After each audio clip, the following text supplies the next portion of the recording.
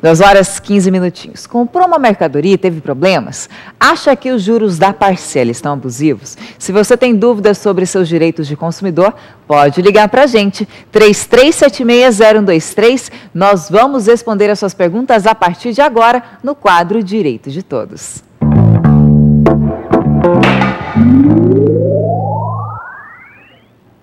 Quem está comigo é o advogado William César. Boa tarde, doutor. Boa tarde. Como eu já falei, você que está em casa pode participar, é só ligar 33760123. Doutor, eu estou aqui com a pergunta do Jorge, que ele fala assim, que ele comprou 3 produtos em um site da internet, 2 não foram enviados e o outro que foi enviado veio errado. O que ele faz, que ele já tentou entrar em contato, mas os telefones da empresa não atendem, o site realmente sumiu e ele não consegue contato com essa empresa. O que ele faz? Bom, na verdade, no que diz respeito ao comércio eletrônico, é um instrumento muito que aproxima de maneira como nunca se aproximou o consumidor e fornecedor, mas é necessário alguns cuidados. Primeiro, a questão, ele não está conseguindo contato com o fornecedor, os telefones, aí o site está desativado e tal. Por mais que a compra via internet ela seja mais rápida, o próprio contato em si, você com um mero clique ali você acaba fazendo uma compra, é importante tomar muito cuidado para verificar se existe ali um endereço físico do estabelecimento, que na verdade isso aí faz parte de uma norma de direito do consumidor, que todo site, na verdade ele tem que no mínimo estar ali indicado ali é importante que seja previsto ali no site. Do contrário, ele tem que pelo menos indicar onde esteja registrado ali essa sede da empresa, por quê? Muitas vezes por problemas que vão além da questão meramente de interesse do fornecedor, ele simplesmente tem um problema eletrônico, ele está fora do ar para manutenção, algo do tipo, mas ele tem que disponibilizar ali o endereço físico. Porque o que acontece? Sobretudo nas compras que são feitas eletronicamente fora do país, e aí? Aí você perdeu dinheiro? Se você não se certifica que aquele site é seguro, que existe uma sede, se for uma empresa estrangeira, se existe uma filial situada no Brasil para exercer aquele tipo de atividade comercial, como é que você vai poder exigir seus direitos? Muitas vezes acaba ele ficando refém de uma situação que ele nunca vai conseguir responsabilizar ninguém. Então, se por um lado o fornecedor, no momento que ele instala um site para venda, comercialização de um determinado produto, ele tem que disponibilizar o endereço sede, um telefone de contato, e-mail, por outro lado, o consumidor ele tem que tomar cautelas no sentido de saber se aquele site é seguro. É seguro se aquele fornecedor, de fato, além da sede eletrônica, se ele tem um endereço físico para reclamar por esses eventuais prejuízos. Questão dos produtos que vieram errado, como ele já não conseguiu contato, a primeira recomendação que eu passaria para ele é o seguinte, buscar o PROCON. Não conseguiu um resultado favorável ali, procurar um advogado para que faça diligências, busque eventual endereço onde está situada a sede dessa empresa e aí, consequentemente, buscar responsabilização judicial para devolução do valor, né, que foi pago, uma vez que, primeiro, questão 1 não foi encaminhado, os outros 2, aliás, o contrário, né, 2 não foram enviados e 1 não foi entregue errado, não é isso? Foi entregue um produto errado. Então, ele pode pedir a substituição do produto. Só que aí, no caso dele, não está conseguindo nem contato com a empresa. Pior ainda a situação. Né? Mas ele buscando um advogado, o advogado vai ter condições de verificar se a empresa é idônea, se existe condições de manter um contato diretamente com a empresa, seja por meio de uma notificação escrita, postal, e aí, consequentemente, ingressar na justiça para buscar responsabilização. A Naí, ela comprou os móveis do banheiro planejado, a empresa demorou 4 meses para entregar. Quando entregou, não era do jeito que ela tinha pedido. Ela cancelou o último cheque, né? Assustou o último cheque. Certo. E o dono da empresa falou que quer protestar ela, colocar o nome, né, no SPC. Tá certo isso? Ela fez certo? Como é que é essa atitude? Como é que a gente pode... Na verdade é o seguinte, toda vez quando você faz a contratação de um produto... Protestar, né, doutor? Isso, não é colocar o nome no SPC. Não, na verdade, quando você faz o protesto, você também, um outro mecanismo que os fornecedores podem se valer para, de certa forma, forçar o devedor a fazer o pagamento da dívida, é tanto a questão do protesto do título, que está previsto na lei de protestos, e quanto você também poder fazer a inserção dele nos órgãos de restrição ao crédito. Ou seja, você, é como se diz lá, eu vou inscrever, vou sujar o seu nome e a partir disso eu vou protestar o título. Dá para fazer os dois? Dá. O ideal seria que, ao invés de fazer simplesmente o protesto do título e mesmo a inscrição do nome do devedor no órgão de restrição ao crédito, que sejam tomadas medidas judiciais cabíveis, porque só isso pode ser interpretado como abuso de direito. Por que ele não vai buscar receber esse crédito? Por que ele não ingressou? Tem medidas judiciais para isso. Então, no caso, o problema dela, especificamente, como ela pediu móveis de um modo e foi feito de maneira diversa daquilo que ela contratou, existe uma coisa no direito que é chamada exceção do contrato parcialmente cumprido ou defeituosamente cumprido.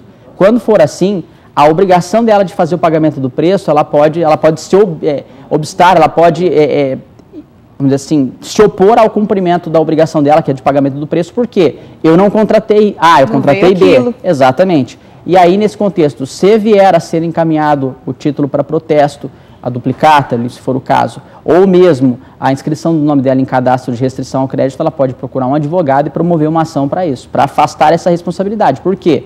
Existe uma questão no direito civil que também é trazida para o direito consumidor, que nas obrigações que tem prestações unilaterais, tanto o comprador quanto o vendedor, enquanto um dos sujeitos ele não cumprir a sua prestação, ele não pode exigir do outro o cumprimento. E como ele cumpriu de maneira defeituosa, de maneira diferente daquilo que havia sido contratado, ele não pode exigir o pagamento também. E ela pode entrar também na justiça para pegar aquilo que ela já pagou?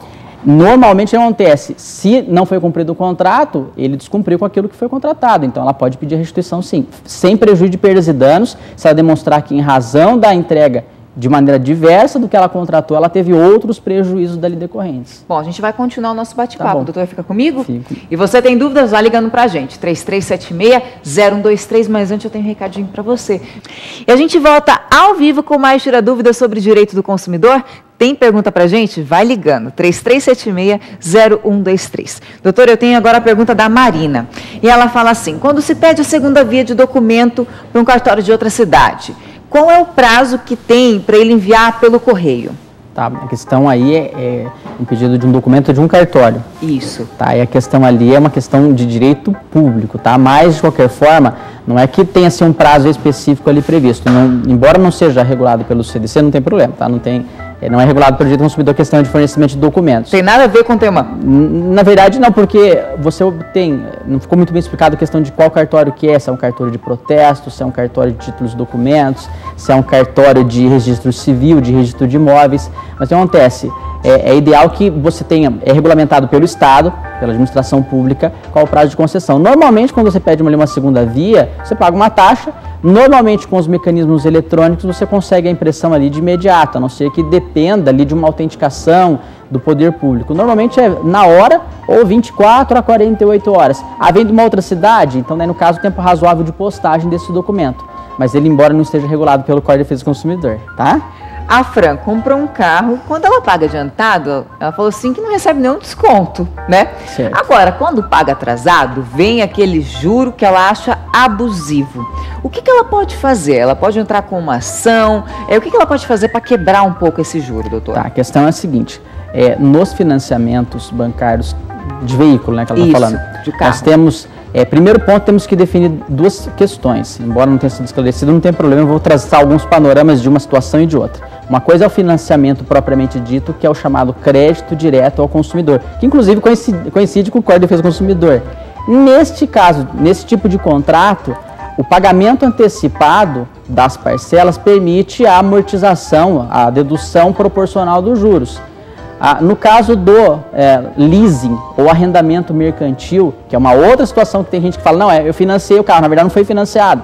Foi um arrendamento mercantil que tem natureza, tem característica de um contrato de locação em que no final o consumidor faz a opção pela compra ou não. E aí nesse caso não tem como fazer dedução dos juros. No caso dela, quando está falando, estou pagando juros que eu entendo abusivos quando eu atraso. Se os juros, ela entende que estão extrapolando aquilo que seria razoável, a primeira coisa que ela tem que fazer, procurar um advogado para verificar se está dentro da média de mercado. Por quê? Como é que o judiciário ele afasta uma quantidade X de juros ou não? Ele verifica se dentro dos juros praticados do mercado, de fato os juros contratuais que são firmados no momento que ela assina o contrato estão dentro ou não dessa média. Se estiver fora da média, evidentemente o judiciário vai poder reduzir esses juros. Mas a primeira coisa que você tem que fazer, procurar um advogado para ele analisar o contrato e verificar, realmente os juros estão abusivos e vale a pena postular em juízo a redução desses juros. Tem como, doutor, dar uma média assim para saber o que é abusivo ou não? Ou é bom procurar mesmo um advogado? Ela procura um advogado por quê? Porque dependendo do... É engraçado falar dessa forma, porque o entendimento da jurisprudência é algo que tem conduzido a verificar o que pode ser abusivo e o que não pode ser abusivo. Então vamos dizer assim, tem um panorama previsto na lei, aquilo que está excedendo a 6% é abusivo, aquilo que passa de 10% é abusivo. de tempos em tempos, porque o direito, embora ele seja uma ciência à parte, existe uma interferência da economia, chamado... tem uma interação entre direito e economia em alguns pontos, sobretudo no direito financeiro, na questão das políticas de concessão de juros, nos financiamentos e tal. Então tem que ser a chamada análise econômica do direito, tá? Então é necessário verificar de tempos em tempos quanto que os tribunais têm entendido como abusivo, tem que verificar lá junto ao site do Banco Central, como requer vários aspectos, por isso que é importante que ela consulte um advogado para analisar no caso dela, especificamente, tá? O Amadeu, ele tem uma dívida no banco e ele deixou o caminhão, né, para deixar lá como é que fala, doutor? Como garantia. Isso, como garantia, né? E eles já tomaram o caminhão dele que ele usa como trabalho, ele não está conseguindo sair com o caminhão. O que ele faz, doutor? Tá, ele financiou e daí deixou o veículo como garantia, é isso? Isso. Tá. É isso, né, Carol? Isso. Normalmente quando você faz um financiamento bancário, seja no caso do arrendamento mercantil, como eu falei agora há pouco, como no caso do crédito direto ao consumidor, que é o vulgo financiamento, o banco não vai emprestar dinheiro sem ter uma garantia, porque afinal de contas, se o devedor, se o mutuário, se ele não pagar, o que acontece? O banco ele vai primeiro acionar a garantia, de que forma? Apreendendo o veículo. Vende, se acaso a pessoa, uma vez na ação de busca e apreensão, tem uma oportunidade para ela poder quitar o débito e poder, ali no caso, continuar na posse do veículo, tem. Embora a lei, depois de 2012, a lei que trata da garantia fiduciária, ela tenha sido alterada no sentido de que, uma vez citado o devedor, ele tem um prazo de 5 dias para fazer o pagamento do débito integral. O entendimento que prevalece hoje na jurisprudência, sobretudo do STJ, é de que é possível você fazer o pagamento só das parcelas em atraso. Então, não estar obrigado necessariamente ao pagamento de todo o valor do contrato, sobretudo quando ele pagou. Tem 48 parcelas, ele pagou as 5 primeiras, atrasou a 6ª ou a 7ª. Então, seria, de certa forma, até injusto obrigá-lo a pegar e pagar todo o financiamento. Porque ele atrasou lá, sei lá, 1 semana, 2 semanas. Atrasou, ele vai ter a sanção correspondente a isso, vai ter que pagar multa, cláusula penal, ali os juros, moratórios, mas isso não quer dizer que ele vai poder perder, ele vai ter uma oportunidade para poder colocar em dia o contrato. Mas é por isso que é importante ele ficar atento. Aconteceu de atrasar? Procura um advogado, busca verificar quais foram atrasadas, buscar primeiro a questão da renegociação também dos juros, que normalmente tem juros abusivos. Se for o caso, entrar com a revisão contratual para verificar se conseguindo afastar os juros abusivos, se houver no contrato, aquele valor que ele estaria pagando já estaria adequado para o contrato. Então, bom procurar um advogado, sim, né, para ver o que ele consegue fazer ali, a melhor situação, né? Exatamente. Doutor, eu queria agradecer a sua presença, viu? Muito obrigada. Mais uma vez agradecer ao Nopar e a Fênix, que sempre ajuda a gente. Obrigada, viu, doutor? Eu que agradeço.